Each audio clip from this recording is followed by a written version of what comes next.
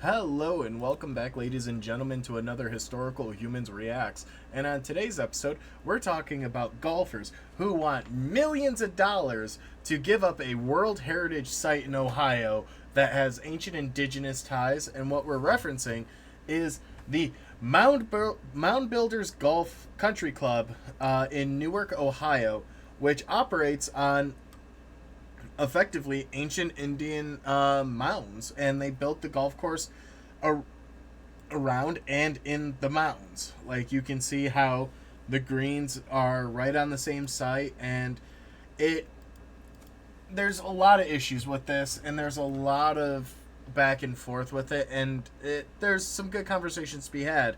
The long story short of this is the mounds have been here for thousands of years, and about 100 years ago, the state of Ohio decided to lease the land to the country club on the conditions that they upkeep and maintain and allow public access to the sites, which they have done in good faith. However, as time has gone on and as we are starting to understand the value and the fact that this was named a UNESCO World Heritage Site last year, it's a little bit of a slap in the face that it's a golf course of such cultural and historic value. You know, Yeah, they didn't yeah, build a water park at Stonehenge. yeah. That would be fun, but please don't. Please don't. The soil at Stonehenge is so artifact rich. Never build anything there. All right, drop the tourists in by hot air balloon if you have to. Just ask the British engineers who tried to redesign the motorway to go slightly closer to Stonehenge. No, we don't talk about them. Engineers. Yes. So what is happening here with the 2,000-year-old Hopewell Earthworks is in 2019, a county judge ruled that the Historical Society can reclaim the leased land via eminent domain. This has been challenged by the Country Club, who are claiming that the Historical Society is not making good faith offers to purchase the property, which is required by state law for the club to eminent domain the lease. Um, the club, however, has been suffering certain legal blows as not only has a state Supreme Court refused jurisdiction to hear their case when they tried to appeal, but they have also attempted to submit evidence raising the value that would be considered a good faith offer for their land that has been rejected by the courts. Yeah, it's So, kind of hard to argue that things aren't working out in your favor when you're having judgments against you. And the whole crux of this argument specifically is the Historical Society, the Ohio History Connection, valued the land to be at about $2 million, while the Country Club is trying to seek as much as they can, and in return, it doesn't even list the amount. But they highlight how important culturally the site is. That the earthworks themselves are part. How did they phrase it? Part cemetery, part astronomy, part church. Like it is yeah. the quintessential aspect of the Hopewell Society and their culture, especially because a lot of these earthworks actually have astronomical ties to stars, to equinoxes, to solstices. Like they were a very advanced society, and quite frankly, like the idea of having a golf course over something so culturally important is a problem. But admittedly, and this is where you'll see the divide in arguments, is there can be arguments made and there can be valid points made that by having a golf course, which is fairly minimally invasive to the earthworks, especially because they're not clearly building on top of the earthworks, they're building next to it and adjacent, that it's going to be minimally destructive. Now, with that being said, is it the most respectful use of the land? Probably not. No. Yeah, and for these mountains in particular, at this golf course, they track an 18.6 year lunar cycle with uh, what can only be described as alarming precision. It's the sort of astronomical accuracy that caused everyone to panic in 2012 over the Mayan calendar. Kind of. Like, that is how good these people were at astronomy. Because how dare they have actual skills, and How dare they know things that Europeans took centuries to figure out? How dare they? Yeah. Yeah, and so I did some extra digging here on the side as we were talking, and I found some numbers Hmm. that are on the country club side. So uh, the historical society is offering 2 million, and the judges have noted that the average sale of a golf course in Ohio in like the last 5 years has been 2.5 million.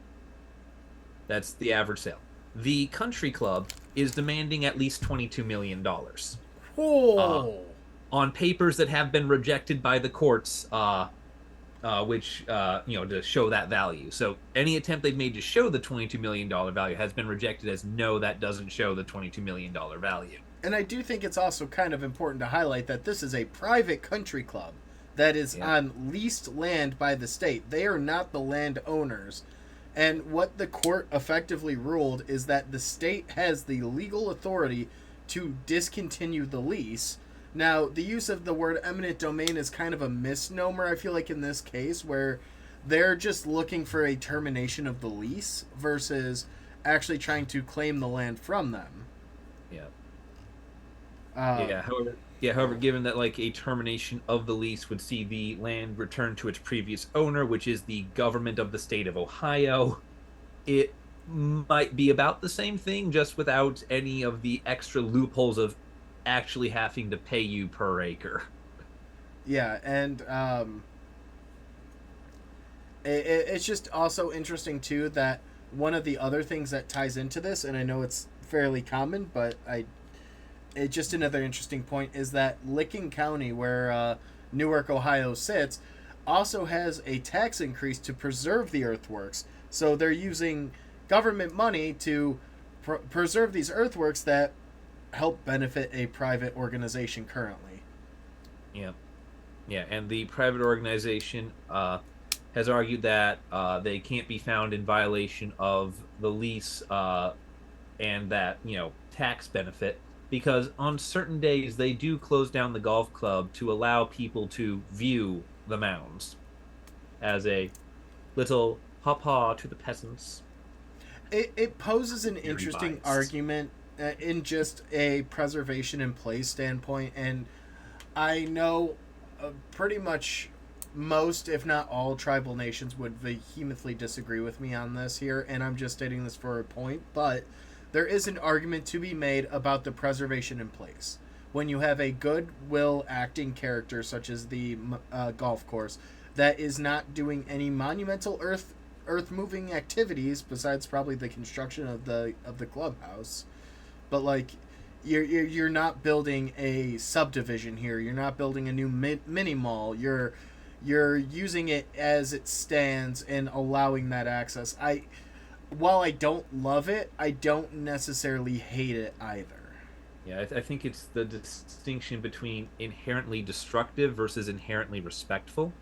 And Uh, it's entirely disrespectful, especially as a yeah, burial ground. I 100% yeah, agree yeah, there. yeah, and it's like one who's like, you're not destroying it, but at the same time, how would you feel if the fifth hole was, grandma's urn, right? God dang like, it! I hit it like, off Betty's tombstone. yeah, yeah, it's just one of the things. Just like you'd be very angry if that was happening, even if it meant that no one would disturb, grandma's urn for the next 1,000 years. You would still be pissed that it's being used this way. Yeah. And that is the basis of the historical society's efforts to, shall we say, change ownership in regards to this World Heritage Site. Yeah, which it poses an interesting conversation and it sparks some interesting dialogue, which is part of the reason why we wanted to talk about it. But let us know what you guys think down below because it's an open ended conversation. We love having discourse. If you guys have different thoughts and opinions, let us know. We Mm-hmm. might disagree, but, it's not our place to be the finite, definite answer either. Yeah. But on that note, we'll see you in the next one. Bye.